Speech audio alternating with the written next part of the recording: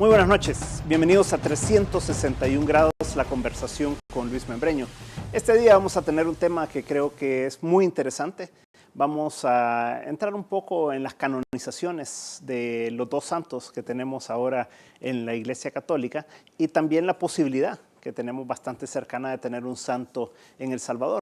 Y hemos invitado pues, a dos personas muy conocedoras de ambos temas y les damos la bienvenida a Monseñor Urioste. Muchas gracias por estar con nosotros. Mucho gusto, bienvenido. Sí. Y don Pepe Simán también, muchas gracias don Pepe por estar con nosotros. Mucho gusto, Luis, un saludo a los televidentes. Gracias.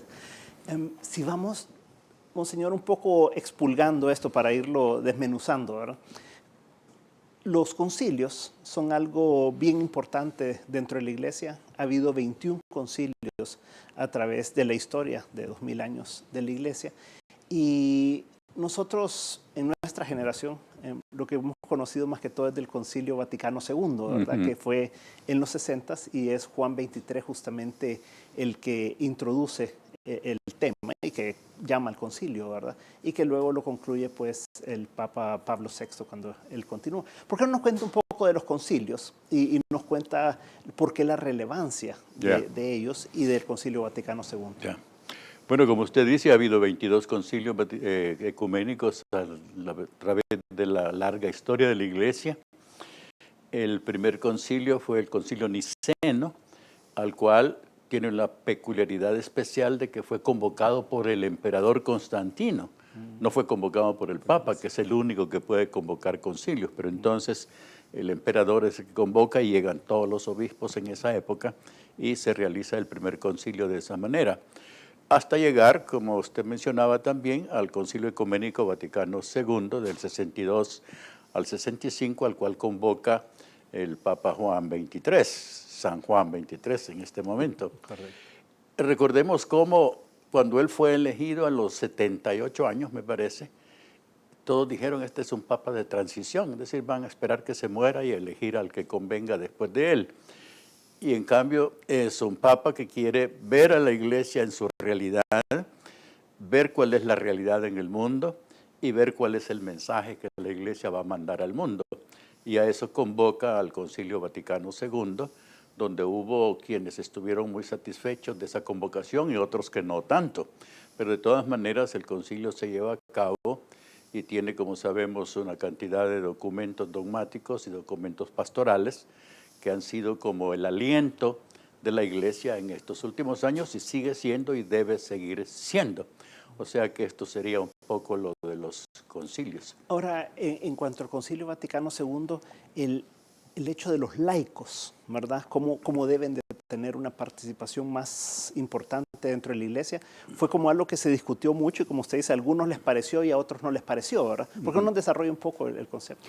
Bueno, como usted sabe, hay un decreto propio sobre los laicos en el Concilio Vaticano II y da a ellos una libertad de organizarse y de ser cristianos en la forma en que ellos vayan viéndolo dentro de las normas del Evangelio y de la Iglesia, naturalmente, pero que pueden libremente hacer sus organizaciones que ellos juzguen necesarias, como tantas que hay en este momento.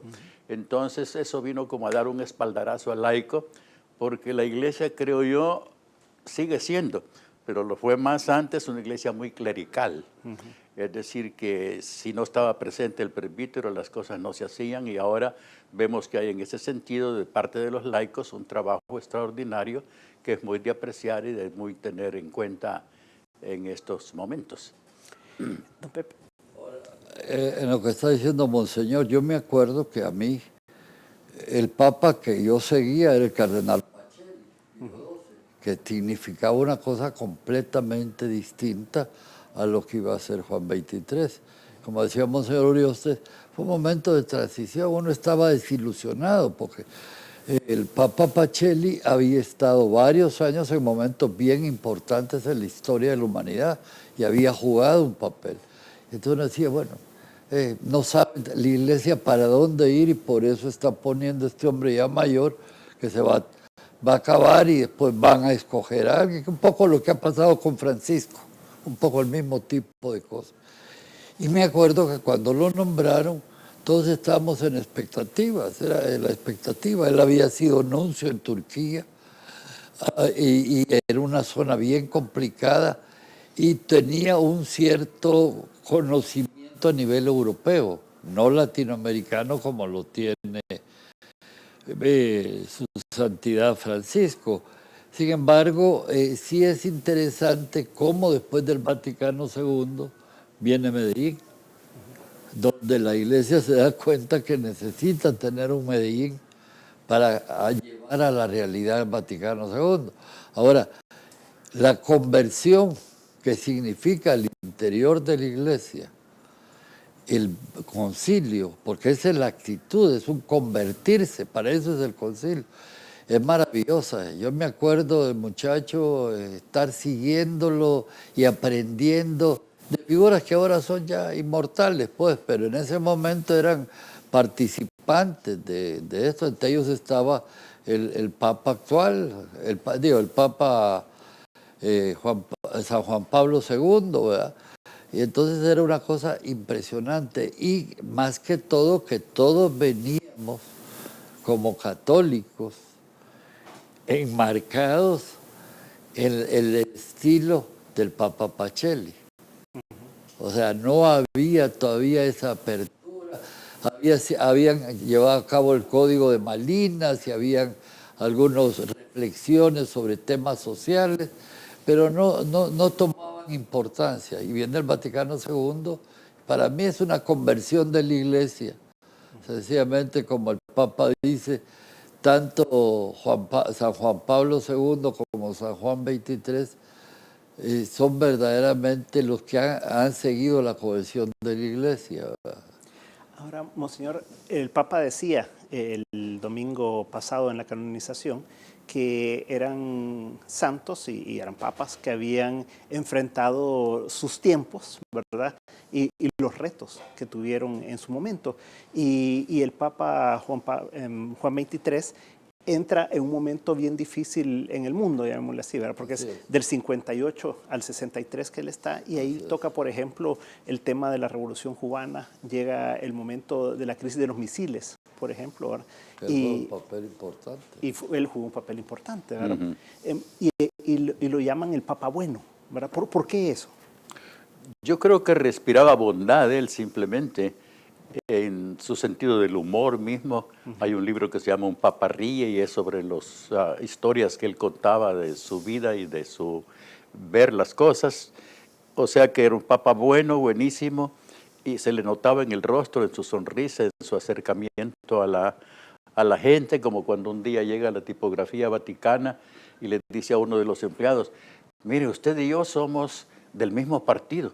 No, santidad, yo no pertenezco a ningún partido. No, del partido de los gordos, le dijo. Entonces, él se caracteriza por eso, pero creo que nos dejó en su saber, por ejemplo, la encíclica Paz en la Tierra, donde el Papa habla diciendo que son 4 los fundamentos necesarios para que exista verdadera paz en cualquier parte del mundo: verdad, libertad, justicia y amor. Que sin esos 4 pilares no existe paz en ninguna parte. Y creo que fue un motivo de reflexión en las Naciones Unidas, la encíclica del Papa Pacem in Terris. O sea que por muchos aspectos él fue el Papa bueno, y más por habernos dado la convocación del Concilio Vaticano. ¿Y usted cuando pensó siempre que iba a ser un Papa de transición o pues ya por su edad, pues obviamente no iba a ser un papa de una larga data? Es decir, yo pensé que iba a ser un papa de transición por su edad, naturalmente, pero no me imaginé que no iba a ser de ninguna manera un papa de transición al convocar al concilio como lo convocó, ¿verdad?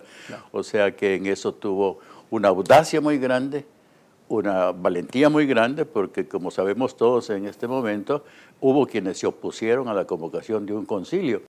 Hay alguien que dice: si el equipo de béisbol va ganando, ¿para qué necesitamos un bate emergente? Esto es traer como un bate emergente, decían algunos, pero no era así, sino que se necesitaba verdaderamente ese concilio para dentro de la iglesia y para fuera de la iglesia igualmente. No tenemos conciencia de lo que significa el Espíritu Santo. La llegada de Juan XXIII, como digo, fue un momento de conversión de la iglesia, y como en todo momento de conversión, no todos están de acuerdo.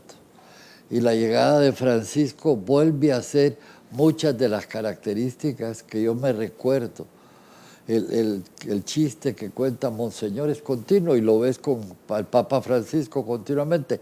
Los estilos de encuentro, de pastoreo, no de legalismo, es otra cosa. Él recibía gente, Juan XXIII recibió a tanta gente importante en ese momento que nadie se esperaba, en el momento en que se vivía, pues el momento de la guerra, el asunto de la Guerra Fría, todo eso era un momento muy difícil y a él le tocó jugar en ese estilo de bondad.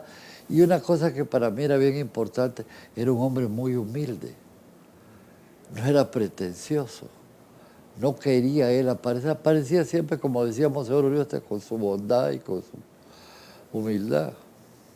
Y era italiano, ¿verdad? Italiano de Papa Roncalli.